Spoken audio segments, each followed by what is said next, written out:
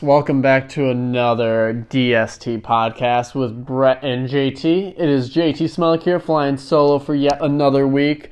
And wow, we got a lot we're going to be diving into today. We will be talking about Lonzo Ball, MSU's big win over Penn State, Pistons' red hot start, and are the Cavs overrated? Also, we'll be talking about the 5 hot, 5 not NFL teams this week, and fan mail.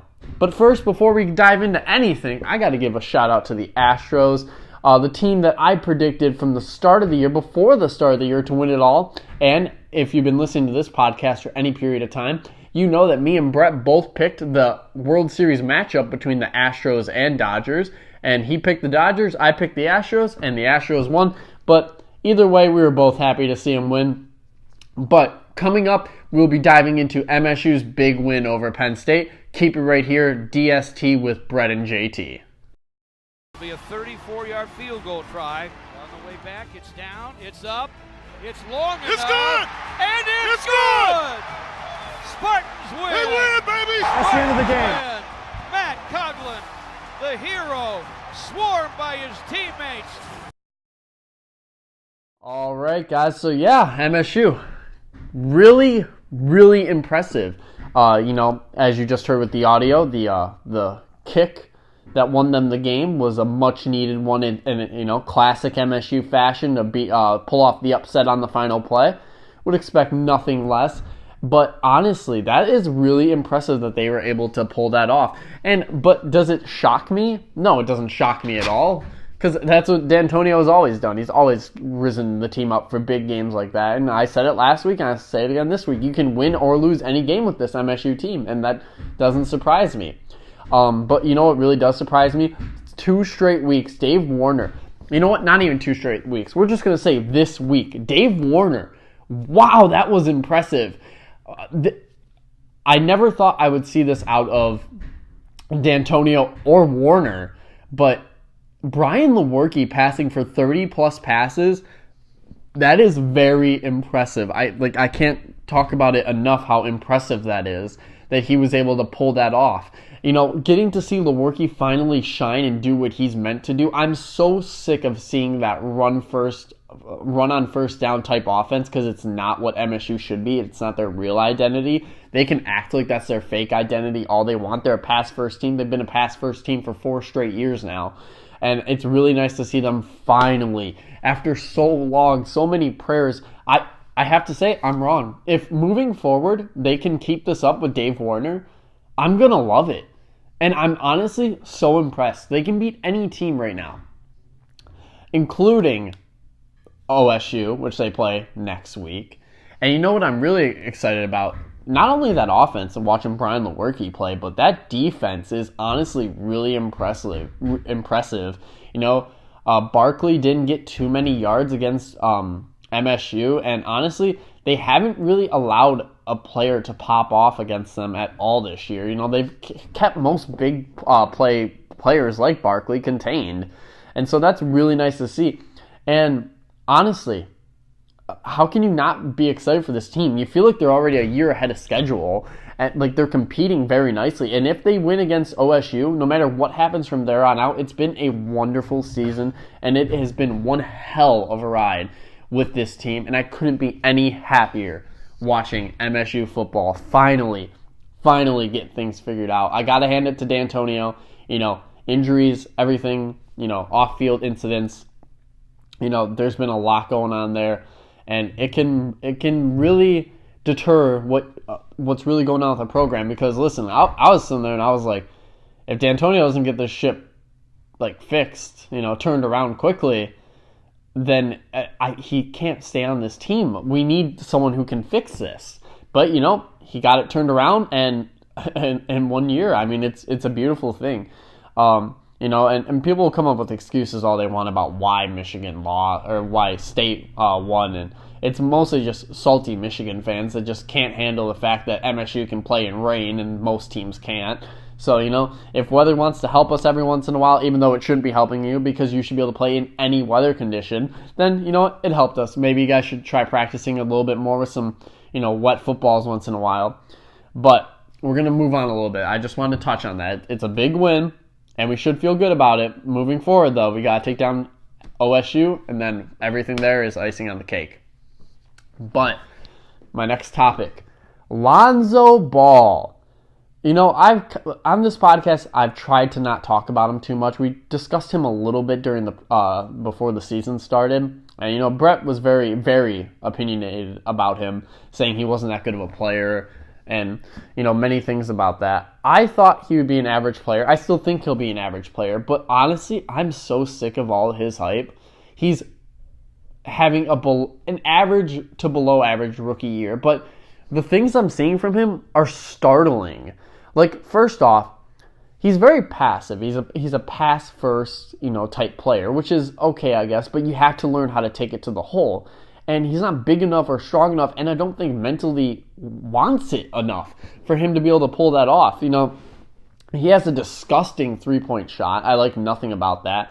And I think one of the worst things is he's a streaky player, and that's the startling part is he can pop off one night and go completely MIA. Like against Portland, you know, when Damian Lillard hit that three over them with just a few seconds remaining, Lonzo Ball played 28 minutes. He shot 0 for 2, 4 assists, 3 rebounds, 1 steal, 2 blocks.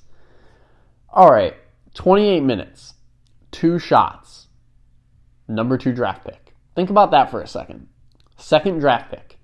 That really worries me. That only 2 shots. I don't care about anything else. You have to shoot. You have to shoot. If you're going to be a star in this league, you're a shooter. There's not a single player in this league who is known for just passing the ball. Westbrook, he can pass, but he can shoot. CP3, he can pass, but he can shoot. You know, and in 28 minutes, here's a really startling stat. 28 minutes is the most minutes a top 5 pick has ever had in his rookie season that was spent scoreless, dating back to 1992. If I'm Lakers, I'm really concerned about that. That should be a very concerning stat for them because I need someone who doesn't want to just get other people involved, but when his team needs a bucket, can go get them that bucket. He's not going to be able to score from deep at will. He's going to struggle trying to get to the basket because he's not built enough yet. And I don't know if he'll ever get there. But, you know, the hype aside, he'll be a fine player. And when I say fine, I mean average, at least. But I mean, what are you expecting out of him? I hate to tell you, second pick, all the hype, all the media attention. I get his dad played a big role in that, but, you know, he still got it, which means I expect at least for you to be an all-star at some point. So, I mean, if I'm not seeing that, I'll be in 3 years. If I don't see that progression, you're a bust in my mind. You can be an average player all you want. A bust is not living up to what you should be. Now, that's definitely interesting to discuss, is what's considered a bust and what's not considered a bust, because everyone has their different views of it. Some people believe if you're not in the league in 5 years, and that's a bust. But no, for me, it's basically where you were drafted versus your production value. But enough about Lonzo Ball. Let's turn it to the East and the Cavs and why they're overrated. So we had some people in my class at Specs Howard beginning of the year, or beginning of the season, before it started. They were talking about how great the Cavs roster was, how sick it was. They would talk about how they got Love still, LeBron, but they also added, Derrick Rose and D Wade, and they kept telling me, oh, they can still ball. I was sitting there, I was like, no, they couldn't.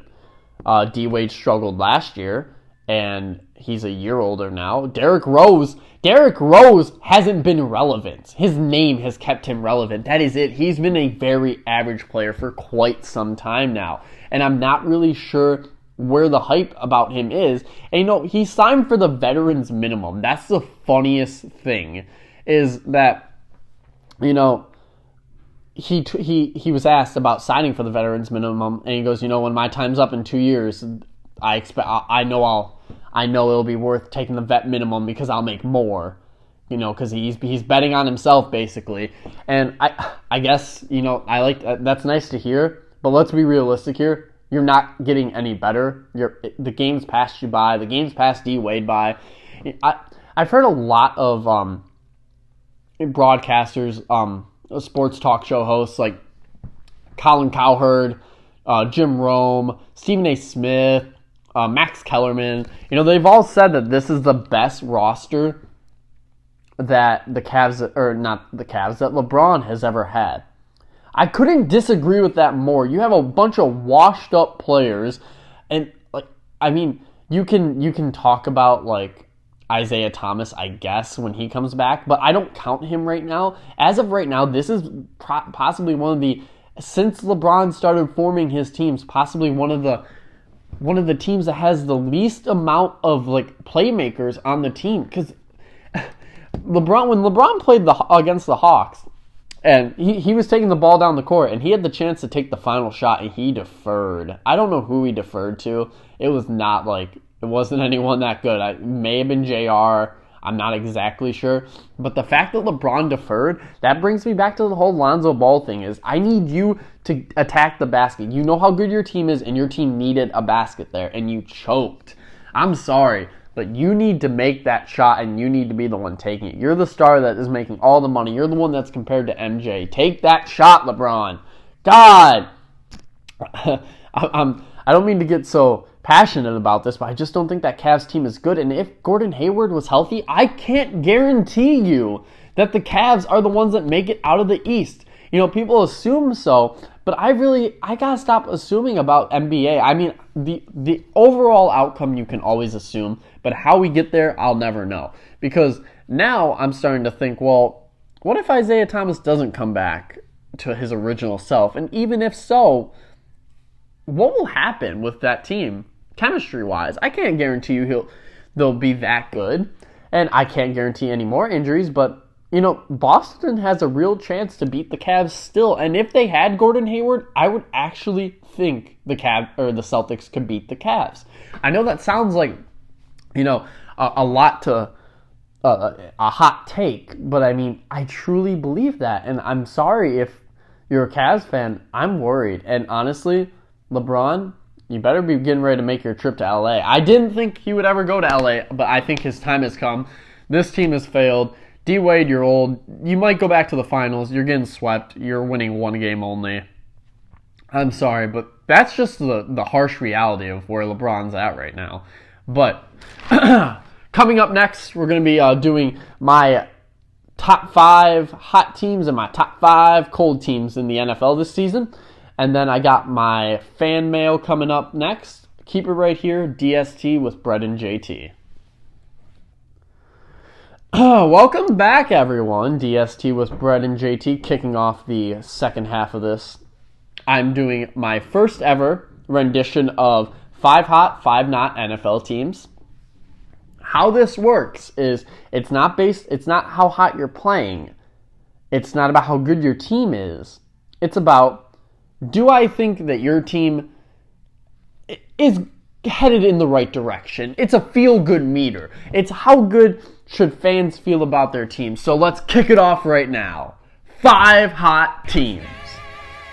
Number 5, we got the Los Angeles Rams.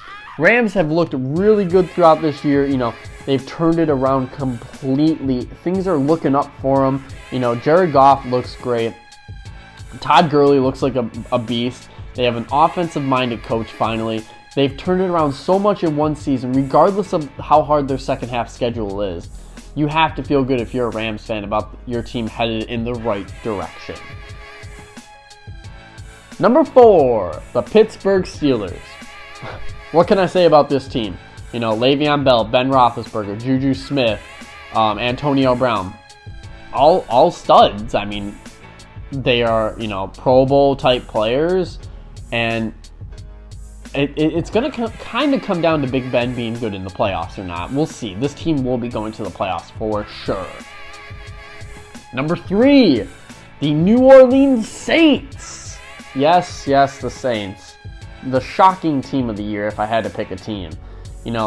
They started off 0-2. It looked like their their season was over, and just miraculously, Drew Brees has gained a run game out of nowhere, getting rid of Adrian Peterson, and now they've won 6 in a row. They have their defense has completely turned it around, and no one ever thought we would be saying a Saints defense is pretty good, but they have been. And Drew Brees being he can make any play you need. So I mean, going forward, Saints fans gotta feel like they're riding a hot wave right now. I don't think it'll keep up, but as of right now, Saints fans, enjoy this one. Number 2. Eagles. I mean, all right, guys, who didn't expect this one? You have Carson Wentz playing like an MVP. Guy's a stud. Zach Ertz, one of the best tight ends in football this year. They just got Jay Arijay. I always butcher that name. I'm terrible at that. Execute me if you will. But they got him from the Dolphins. Now it looks like they've gained a run game. Their defense has gotten better, and things are really looking up for a Philadelphia team that looks like they were kind of out of sync 2 years ago. So it's been really nice to see that Chip Kelly hasn't completely ruined that team. It's nice to see them rebound. But going forward, if I'm an Eagles fan, I'm definitely feeling like I'm one of the best teams in the NFL, and I feel like I can compete with anyone. You're one of the few teams that are stable in all positions at this moment. But nothing compared to this number 1 team on the hot meter. Number 1, the Jacksonville Jaguars. What can I say? They're beating teams by double digits almost every single week.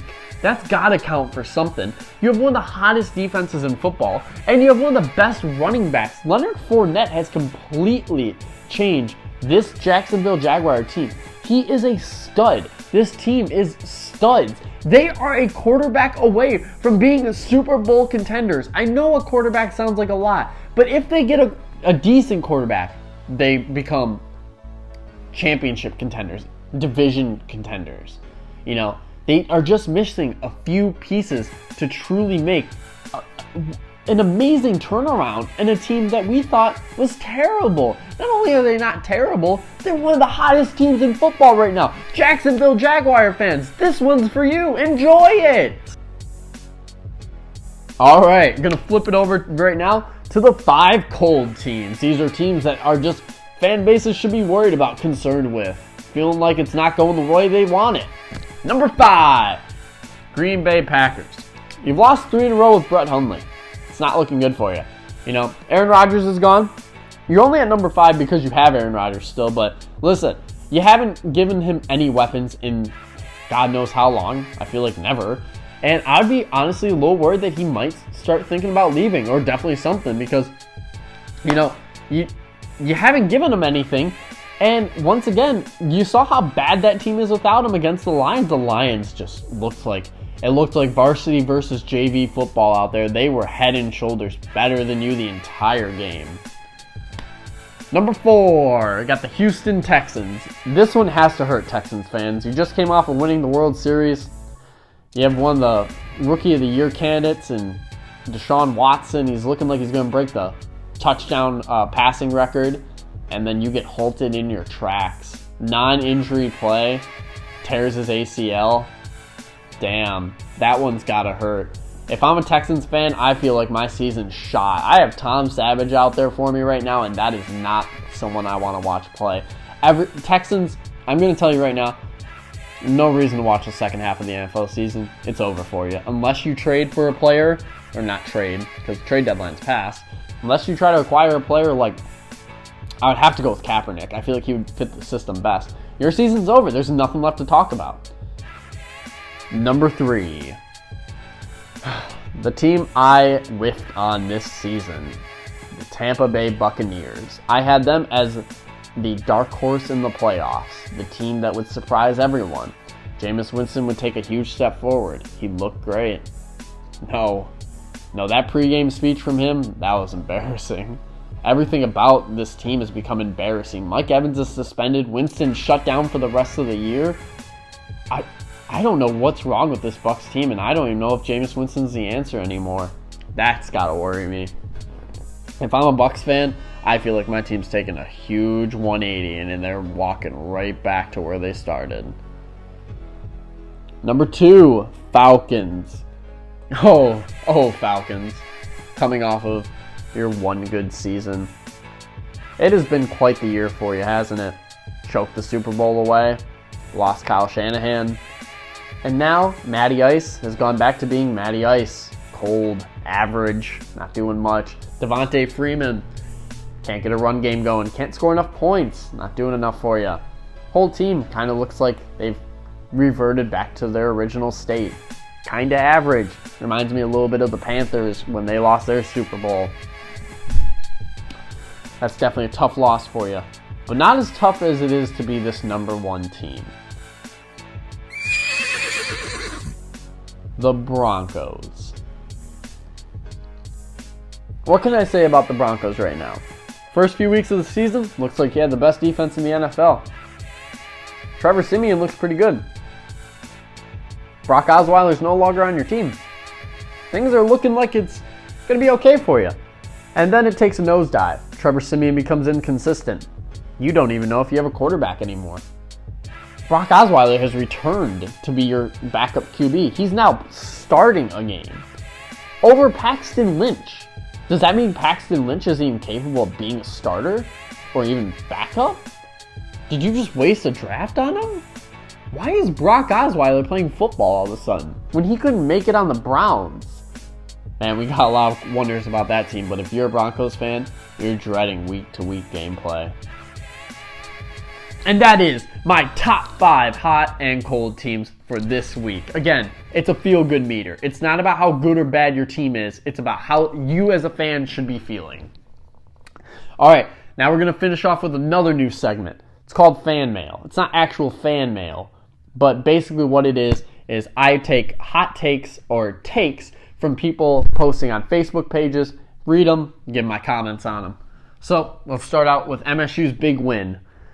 Albert Niss says, I don't know if it is an upset win, but it's a very solid MSU win. Remember, they're still young. This team has always been a contender for anything. Albert, I got to agree with you, you know. Except for their 3-win season last year, this team's always a contender.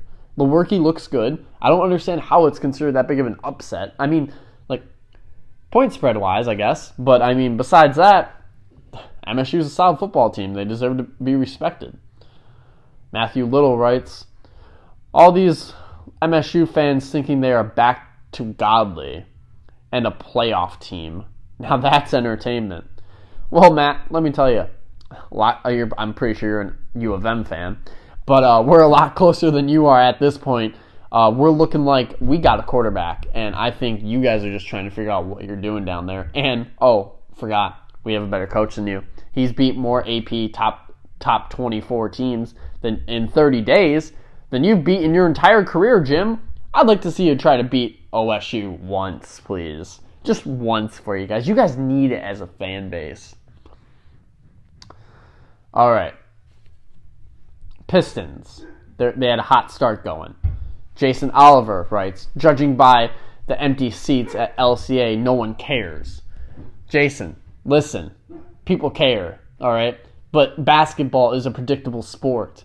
I'm going to be going down there pretty soon because I want to support that team. But guess what? At the end of the day, most average fans, when they know that Golden State's the winner, no one cares. When they know the Cavs are going to the finals, no one cares. It's very hard to fill a stadium in the least unpredictable sport in all of basketball. Or in all sports. It's basketball. It has to be. There's not a single sport that is more predictable than basketball. And then Jason Smith. Avery Bradley is the difference here. Also, sorry NBA, Hackadre won't work this year. Yes. Hackadre will not be working this year, ladies and gentlemen.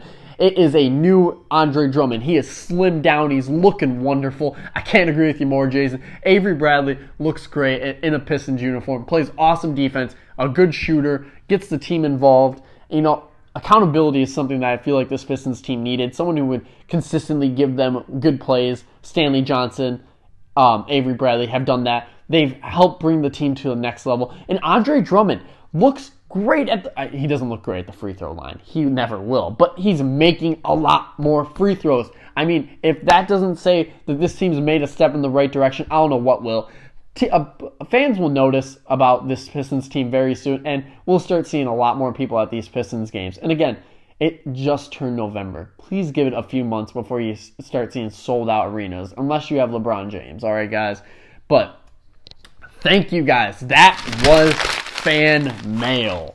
My name is JT Smellick. This is DST with Brett and JT.